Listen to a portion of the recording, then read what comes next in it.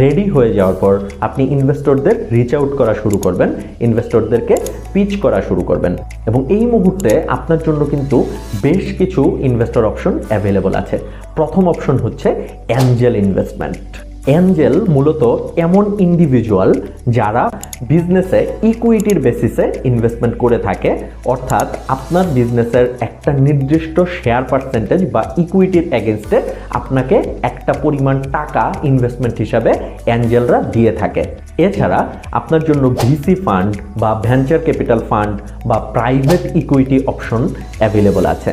অ্যাঞ্জেলের ক্ষেত্রে যেরকম আলাদা একজন ব্যক্তি ইনভেস্টমেন্ট করে, ভিসি ফান্ড সাধারণত একটি কোম্পানি হিসাবে আপনার বিজনেসে ইনভেস্ট করে থাকে। প্রাইভেট ইকুইটি বা প্রাইভেট ইকুইটি ফান্ড স্টার্টআপের ক্ষেত্রে খুব বেশি দেখা যায় না, তারপরেও যদি প্রপারলি খোঁজ নিতে পারেন তাহলে পেয়েও যেতে পারেন। এখন এই খোঁজটা কোথায় নেবেন?